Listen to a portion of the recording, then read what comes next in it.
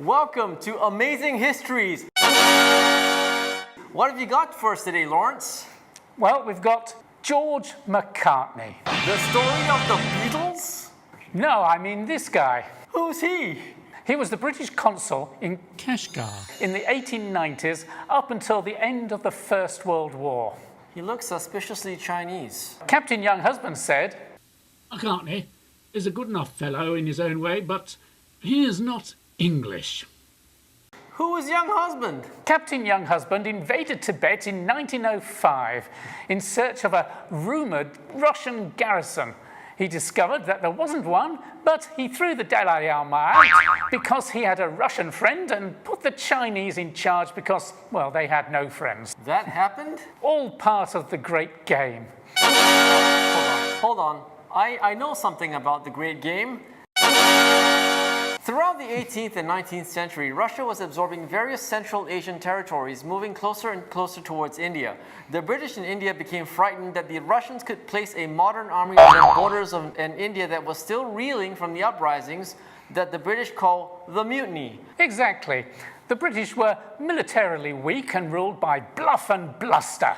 They flew a big flag, they put on a great show of pageantry, but most importantly, they became exponents of the stiff upper lip. And George Macartney was one of them? Yes, a stiff upper lip and cream cheese provided by his Scottish wife proved to be the perfect means of defeating the Russians. I don't think I have a single dress that has not been vomited upon by a drunken Russian.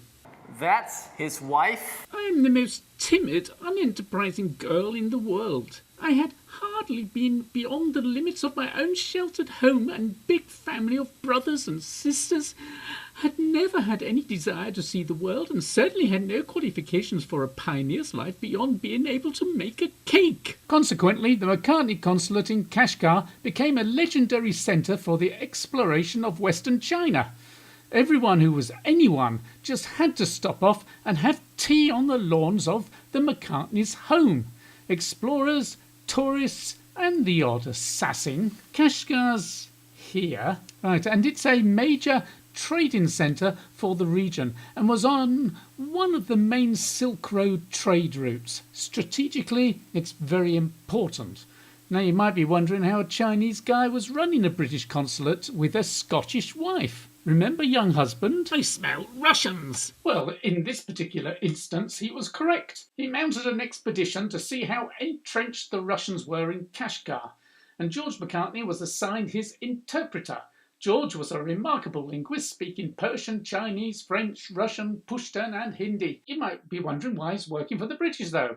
Well, check out Sir Halliday Macartney. That's George Macartney's father. He was secretary to the Chinese ambassador in London.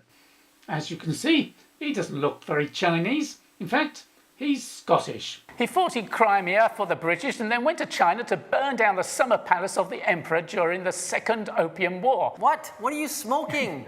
He burns down a palace, then becomes a Chinese diplomat. Li Hongzhang, a prominent Mandarin, noted that China needed to modernize their military, and the easiest way of doing it was to recruit foreign mercenaries. That is where I come in. Who was that? That was Gordon of Khartoum, though he first shot to fame as China Gordon. He was recruited to create a modern regiment for China in order to fight the Taiping. Typing? Really? Okay. Not Taiping, Taiping. I'm Jesus' Chinese brother. That's Hong Xiuquan. He had a vision of a Christian China and launched a rebellion in the 1850s that was finally defeated by Gordon, with Halliday Macartney as his second in command. And the result was Halliday Macartney, in the siege of Suzhou, found a Chinese wife. And that's how George came about? Yes, and Halliday wanted George to join the Foreign Office. I spend my time trying to explain the English to the Chinese and the Chinese to the English, and stopping the Chinese ambassador beheading recalcitrant servants in the basement of our offices in Portland Place. As a consequence, a lot of George Macartney's correspondence throughout the career was begging the British government to formally recognise his position in Kashgar and give him full diplomatic status.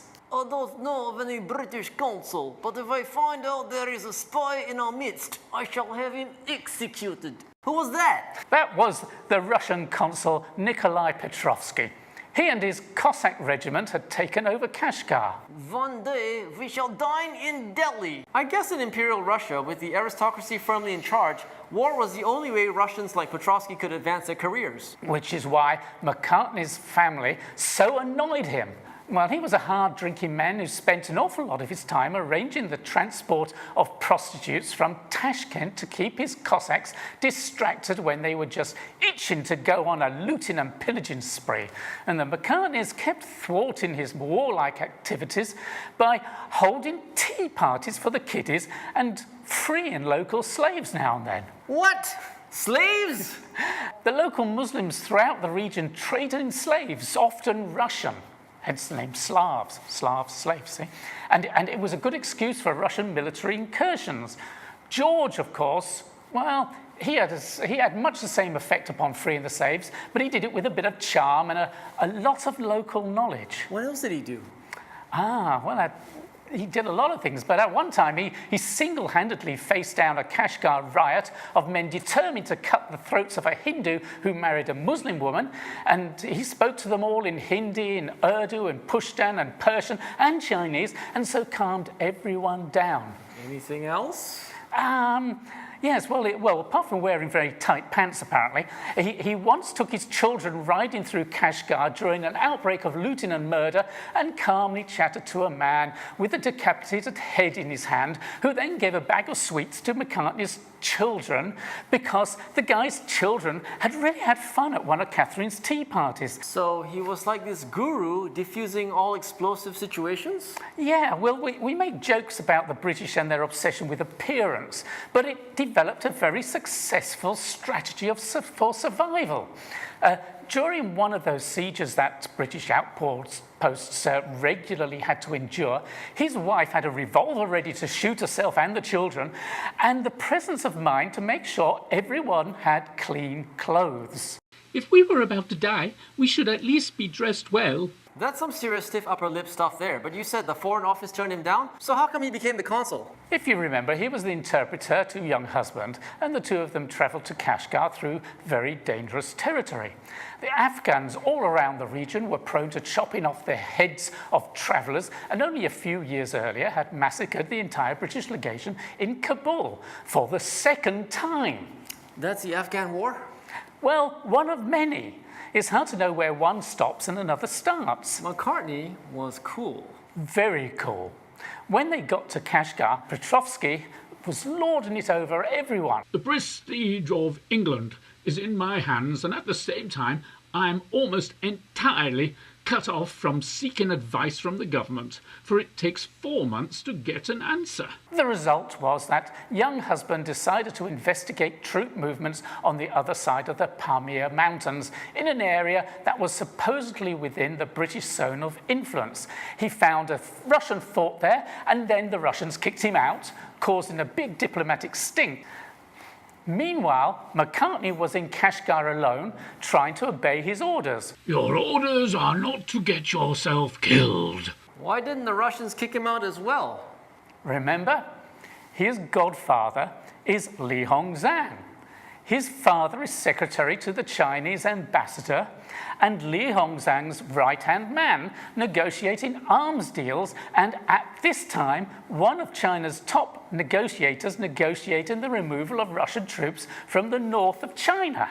After a while, with Petrovsky frothing at the mouth, wanting to shoot him, he managed to get a position as George Macartney, special agent to the resident in Kashmir for Chinese affairs. Not consul?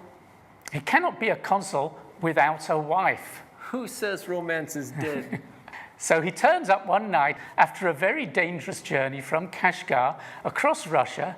Catherine took one look at him on his horse in his tight pants, asking her to join him on this great adventure, and she was sold on this guy. So it wasn't just his upper lip that was stiff?